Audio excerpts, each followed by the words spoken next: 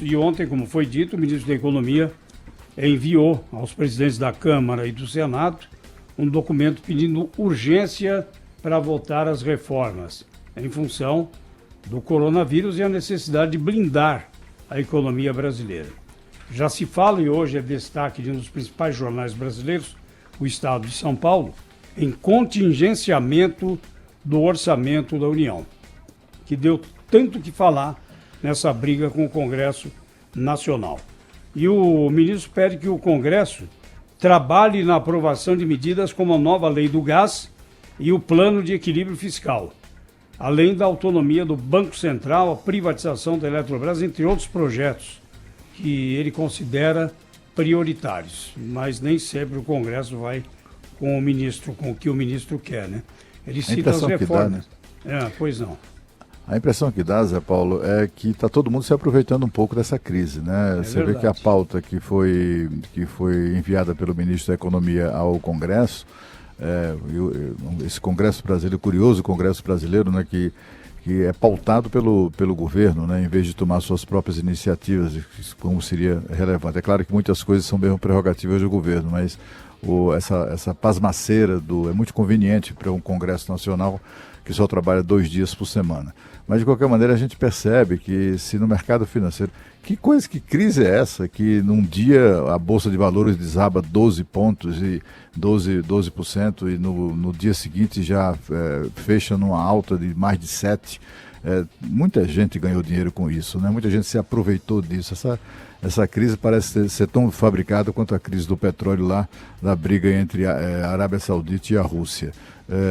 E o governo também, e os partidos, e os políticos, todo mundo tirando a sua casquinha numa crise, até assim, para essa gente toda, superestimar a crise e também superestimar a epidemia de coronavírus é do interesse deles, né? Mas é uma atitude irresponsável quando a gente sabe que isso mexe com o medo das pessoas. Tem muita gente, absolutamente.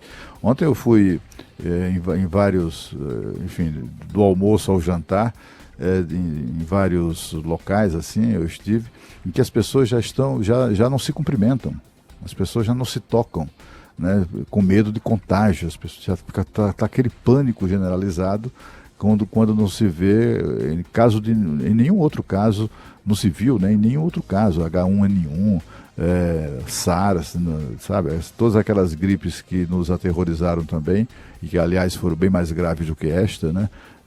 Dessa vez agora está todo mundo assim super sensível a qualquer sinal que mostre o agravamento da epidemia.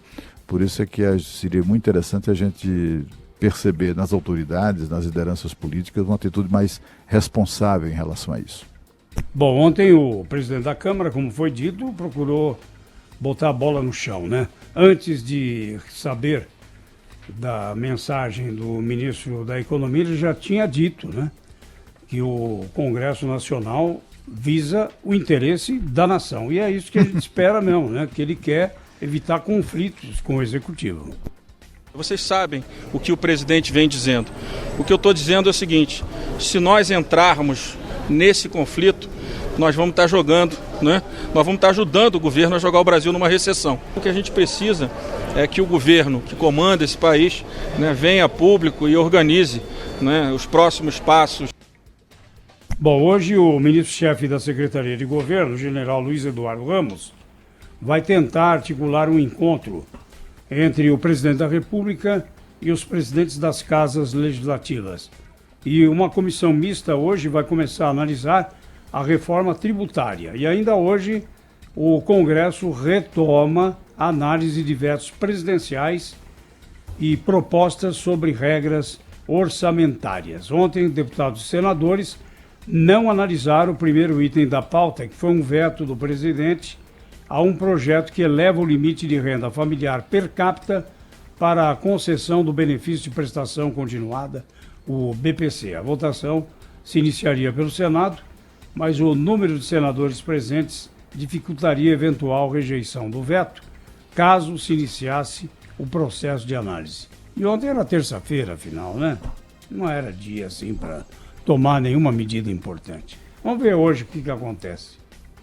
Agora, o ministro da Economia fez o que o presidente da Câmara pediu, né? Se é pro executivo, e quem tem de fazer isso é o executivo mesmo, botar a bola no chão, no meio de campo e desenrolar o jogo, o ministro fez, né? Alguém pode entrar no mérito da qualidade dos projetos, se eles terão efeito no curto prazo, médio, longo prazo, se são os projetos mais adequados para o Brasil enfrentar essa crise internacional que pode acontecer na avaliação do próprio ministro da Economia, com desaceleração na China, na Alemanha, nos Estados Unidos, com os efeitos dessa epidemia de coronavírus que vai afetar algumas indústrias, como a de eletroeletrônicos, por exemplo, já afetou. Se são as melhores alternativas ou não, nós veremos no futuro, mas é preciso dar confiança a quem tem de dar o pontapé inicial nesse jogo. O ministro da Economia o fez, agora a bola foi ao Congresso Nacional, que tem de desenrolar de uma vez por todas essas discussões que já poderiam ter sido feitas num passado recente. O presidente da República não tem ajudado, não é? Acho que ele não tem colaborado para um ambiente menos tenso, digamos assim. E acho que desse ponto de vista o presidente da Câmara acerta. Quando um não quer, como é que é aquele ditado? Quando um não quer, dois não brigam, né? Então, em alguns momentos é preciso deixar o presidente falando sozinho. É triste falar assim, né? Mas é preciso deixá-lo falando sozinho. E em outros momentos, quem tem de responder é quem de direito. Por exemplo, no caso da fraude na urna eletrônica, a Justiça Eleitoral que o responda, ele que apresente as provas ao Ministério Público, à Polícia Federal, porque se o país todo, se as autoridades todas entrarem nesse ritmo frenético de declaração, chama para manifestação, é o povo na rua, é a fraude na urna eletrônica, é o filho colocando foto do Botafogo na rede social, a gente enlouquece, né? O país simplesmente enlouquece. Então, em determinado momento, é preciso colocar a bola no chão. A bola no chão deveria ser um desejo do presidente da República. Neste período aqui. Hora de disputa eleitoral, aí são outros 500, né? Claro. Mas agora não. E especialmente no momento em que a gente tem 12 milhões de desempregados, PIB de 1,1%. Mas eu achei prudente a declaração do Rodrigo Maia, por mais que por trás dela tenha aí o desejo. E aí é um problema, de novo, acho que o presidente da República oferece de bandeja esse papel para o antagonista, né? Então você tem o amalucado e tem o cara que, não, deixa aqui comigo que eu resolvo, eu tô tranquilo, eu sei o que fazer. Aí o país vai ver o que prefere, né? Dentre essas propostas, Rafael, tem o projeto de lei da recuperação judicial. Esse eu acompanho mais de perto. Tem também a história da lei do gás, outras questões que a gente já debateu com especialistas aqui, que entendem muito mais do assunto e estão diretamente ligados aí a essa área da economia. Mas esse da recuperação judicial, né, que eu tenho acompanhado, porque gosto desse tema da discussão sobre as medidas que podem ser adotadas para você evitar a falência, né, de uma empresa, são medidas mais jurídicas até do que econômicas, concede um desconto de até 70% de parte das dívidas tributárias, né, com parcelamento em até 10 anos. É uma forma de você evitar a falência da empresa, que já chega na situação de recuperação judicial porque não está bem das pernas. Nenhuma empresa para lá na recuperação judicial se as contas estão em dia, está conseguindo pagar os seus fornecedores, os seus funcionários, né? Então a empresa só chega nessa situação, é a antiga concordata, né? Para quem é um pouco mais já tem um pouco mais de vivência, lembra muito mais esse termo. Ele foi modificado para recuperação judicial numa mudança que a gente teve na nossa legislação.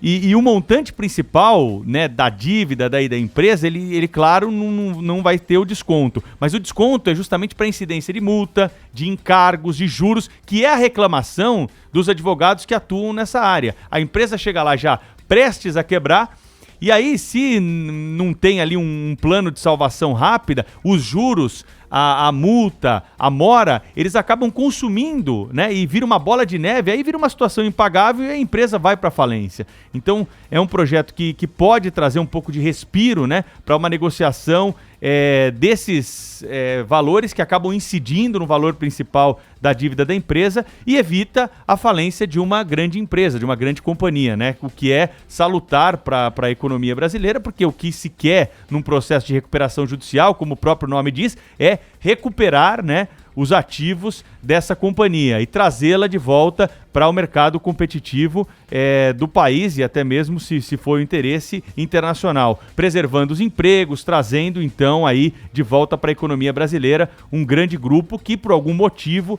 acabou tendo um descontrole das suas contas aí chegando a essa situação. Algo fundamental também nesse campo para ser encampado nesse pacote, Pedro, que é uma discussão que está sendo capitaneada pelo presidente do Supremo Tribunal Federal, Dias Toffoli. Nós tocamos nesse assunto com ele no Canal Livre, falamos sobre esse assunto também na semana passada com o ministro Gilmar Mendes. É um grupo de trabalho que envolve os presidentes do Congresso também, como disse o ministro Gilmar Mendes, TCU, Ministério Público da União, Controladoria Geral da União, que é o tal do guichê único para a empresa que precisa fazer acordo de leniência.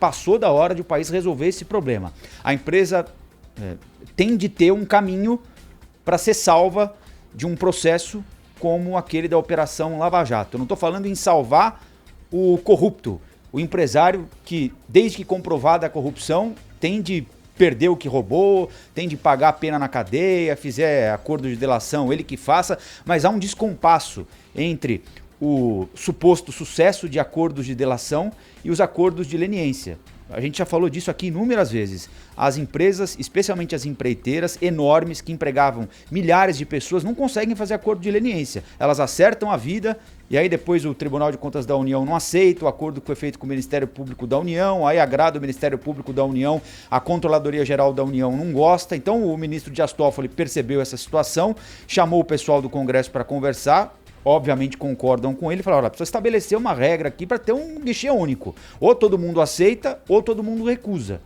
Esse me parece ser um momento bem adequado também para que essa discussão vá adiante. E é muito importante essa separação, né, Rafael? A atividade economicamente viável deve ser preservada porque gera riqueza, gera emprego, gera renda, contribui para o desenvolvimento econômico do país. O que não deve ser confundido com preservação a qualquer custo do patrimônio do empresário ou de uma empresa ineficiente.